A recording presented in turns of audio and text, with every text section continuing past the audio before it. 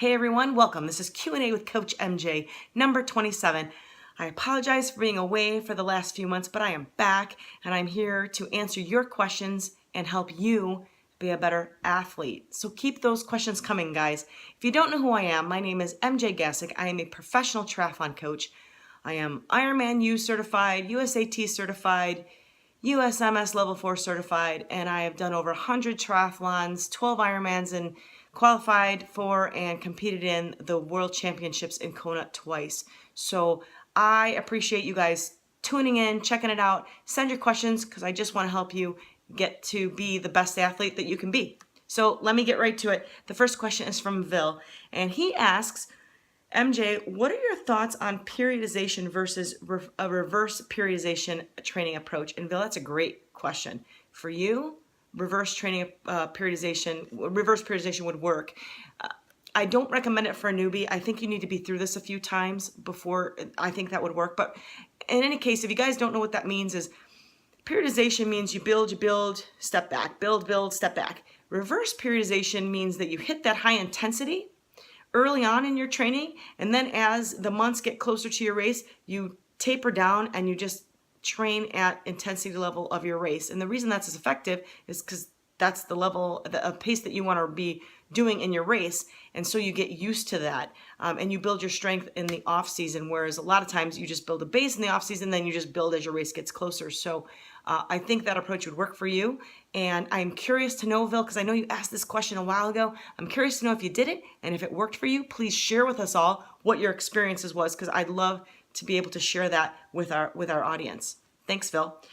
Next question is from Mary, and she asks, what's the best way to turn around a buoy? And I would say that the first thing is that it depends on your experience. The second thing is that, there are coaches that'll tell you to do this flip around thing. I don't really think you need to do that. If the race is crowded, I don't get tight to the buoy. I don't want to be in that mess. There's a couple of reasons. First of all, because it's a mess and I don't want to get hit. Got to protect the face. But the other thing is that newbies will tend to, or I shouldn't even say newbies, but less confident swimmers tend to hover around that buoy area and hang on to it for a rest. I don't want to be caught up in that. Or the breaststroke around it.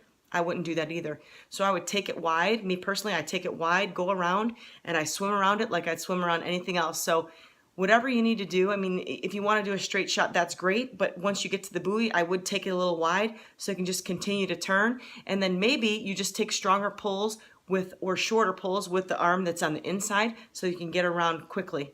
So hopefully that makes sense for you, Mary. And thank you so much for asking that question. And we miss you, girl. I haven't seen you in a while. And the last question is from Maureen. And she says, in a sprint triathlon or a duathlon, what's the best way to keep the heaviness out of your legs for a run? Oh, that's a great question. And there's a couple things. One, don't overextend on the bike, which 90% of athletes do. That's great that you have a great bike split, but if it means you can't run afterwards, it's useless. So keep in mind that it's not just a bike race.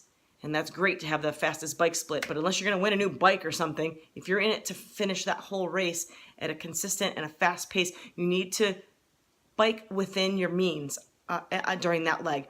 The other thing you want to do is shift into an easier gear as you get closer to the finish and spin it out a little bit. So instead of your 90 RPMs that you're used to doing, come up to 100. Spin it easy, spin it easy. Get the blood flowing so that when you get off that bike, your legs feel good, you're able to run. I also would say that you need to make sure that you practice brick workouts. If you haven't added that into your training regimen, you need to do that. It doesn't need to be done every week, but you do need to add that in so that you get used to running off the bike. Because a lot of times the reason that your legs feel heavy is not physical, it's mental.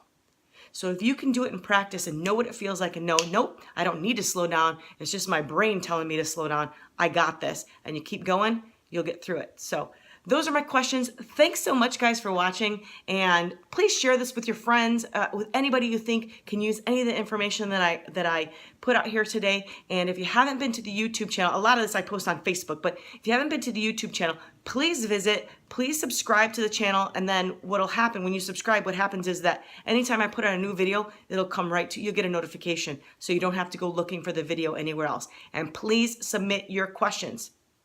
This show means nothing if you don't ask questions, peeps. Ask your questions. So Thank you so much. This is Q&A with Coach MJ number 27. I look forward to doing this on a more regular basis and keep you guys informed so that you can be better athletes. Talk to you soon.